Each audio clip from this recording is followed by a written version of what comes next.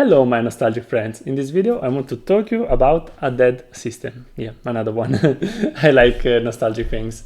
In this video I want to talk to you about the Nikon 1 system, which is a mirrorless system. Yeah, Nikon makes mirrorless before Z mount, but not a normal mirrorless, 1-inch mirrorless. Look at that. This is a really small camera. This is the J5. I have got here also to show you the J1. And this is a mirrorless camera with 1-inch sensor with the interchangeable lenses, which today is dead. Unfortunately, sad moment. Anyway, in this video I want to talk with you why this system doesn't work. Those are not good cameras, not good lenses. Why we don't have still today Nikon 1-inch cameras? Okay, let's make some consideration about that. Okay, let's talk before the lineup of cameras, okay? Nikon 1 has three main categories. We have got the top tier Nikon V series. We have got the V1, V2 and V3. Those cameras are professional cameras with the viewfinder, okay? The V3, actually you can remove the viewfinder, but you can attach one. We have got the J series, which I have here. We have got the J1, J2, J3, J4, J5. Those J cameras are high mid-range cameras, which are close to professional but not professional, but high-spec cameras. The first was this one, the J1. Look at that. It's a polycarbonate camera. It's plastic, but feels really good in the hand. I don't like plastic, you know, but this plastic feels like avorio, bellissimo. Really nice camera, this J1. The J2 is practically identical to the J2. The J3, it's a little bit smaller, but has more megapixel, 14. It's made by metal, but actually has less buttons. Why? You have not a lot of buttons on the J3. The J4 similar to J3, but more megapixel and more square camera.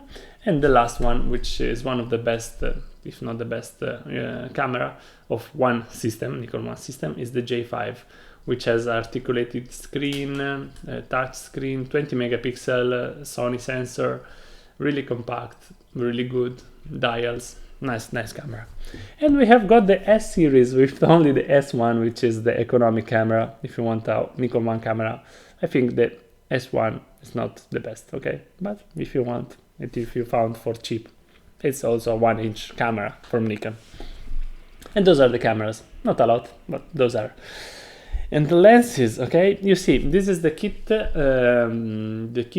power zoom lens, okay? When I switch on the camera, as you can see, the lens come out. Okay, this is the second standard kit lens. It's 10 to 30, okay, millimeters, 3.5, 5.6.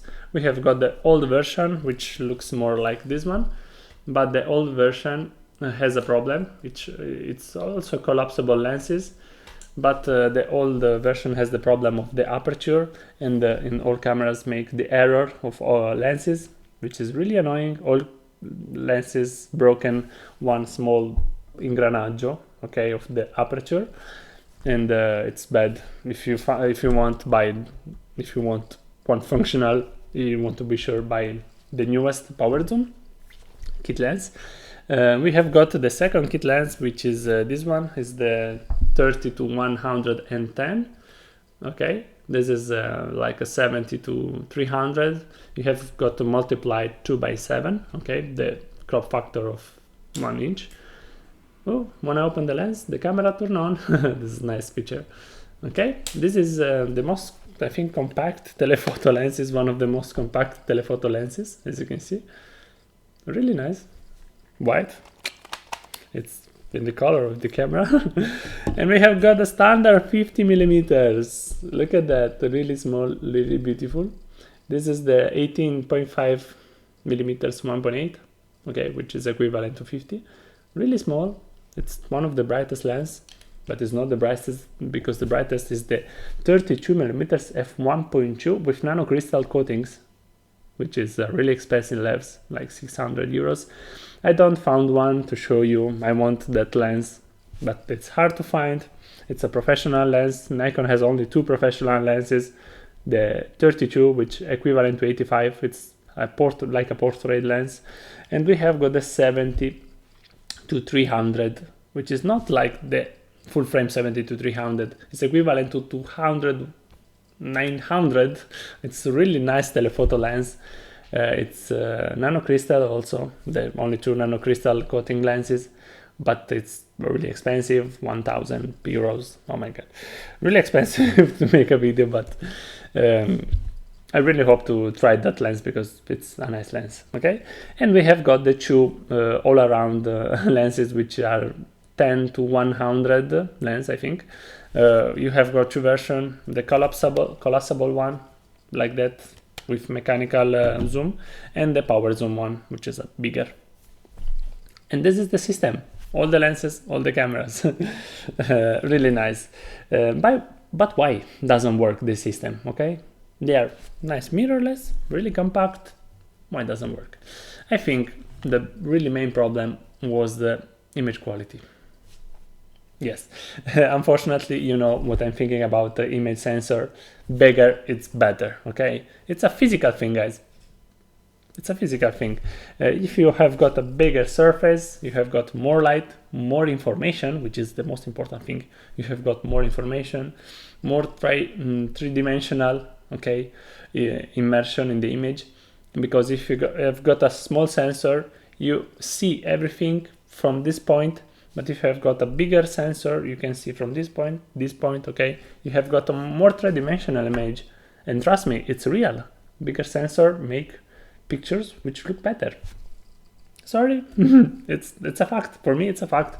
And if you don't trust me, try full frame cameras. And when you are using, you don't come back to smaller sensor.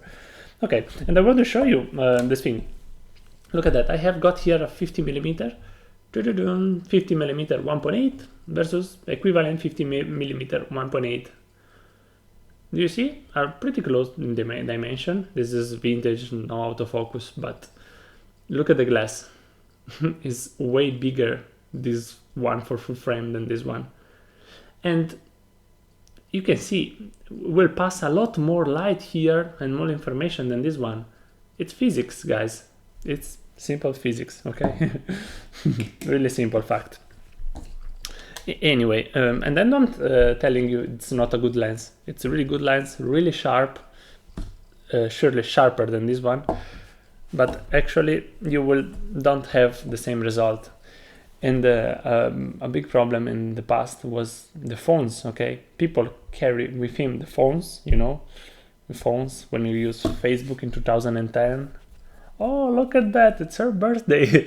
Okay, and you can take pictures with your phone, and phone starts to take pictures and starts to take good pictures. And if you have in one pocket your phone, you don't want to have another pocket, another thing like this one. Okay, this is really cool thing to have, but it's annoying to carry with you. And the phone was enough. But if you are a big photographer and you like to make pictures, you will prefer to take with you a reflex, okay? It's not that much bigger, okay, it's a little bit bigger, but you will prefer to take with you a reflex, okay? I'm going to show you the dimension. This is the smallest pancake lens for 1 inch, I think. It's really small, look at that. Really small. Actually, the Samsung NX Mini is smaller. This is 4/3, as you can see, lens. It's way bigger, but it's not a pancake. This is a really better lens. This is a 2.8, as you can see, 60 to 50. Equivalent, all are equivalent lenses. And this is a full frame f4 lens, as you can see, for Z mount. It's okay, it's way smaller, but actually you can have a similar field of view on your phone.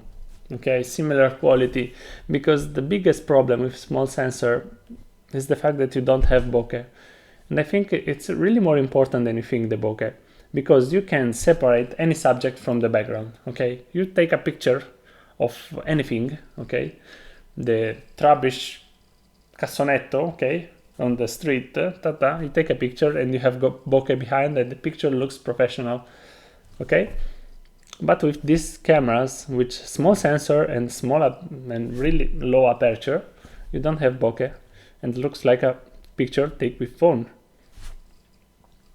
And you don't want that. If you want a better picture, you will buy a reflex. Okay, in the past there are reflex, and you prefer to buy that one. Also, amateur photographers prefer to have optical viewfinder.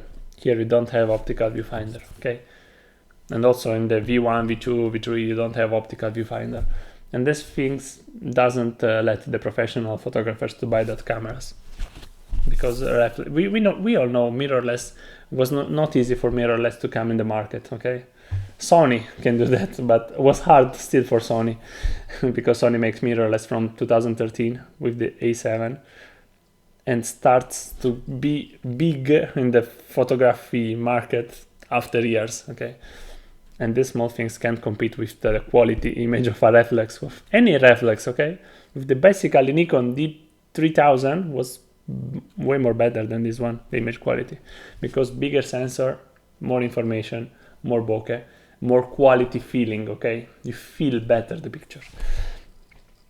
And also the problem of the phone. If you have to buy this one with this lens, you will ever change the lens on this one?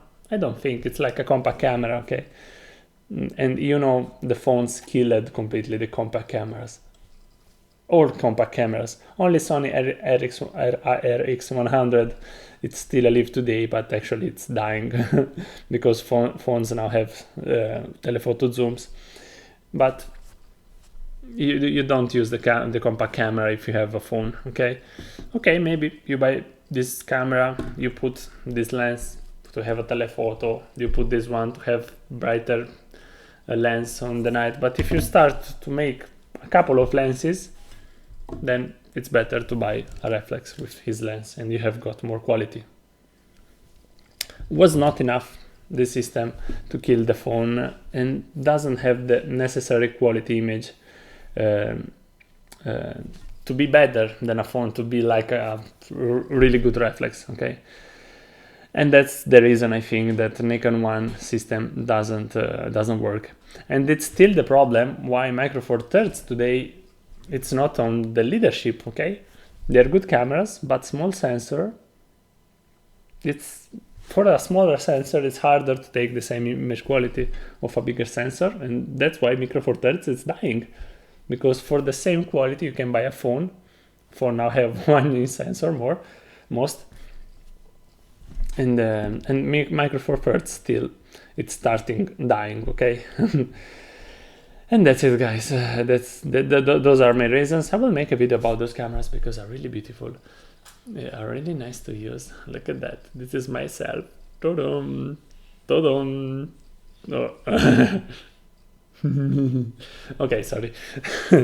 I really like nice cameras. I think it's worth to use today because you can use adapted lenses. What do you want to adapt on these lenses? Ta-da!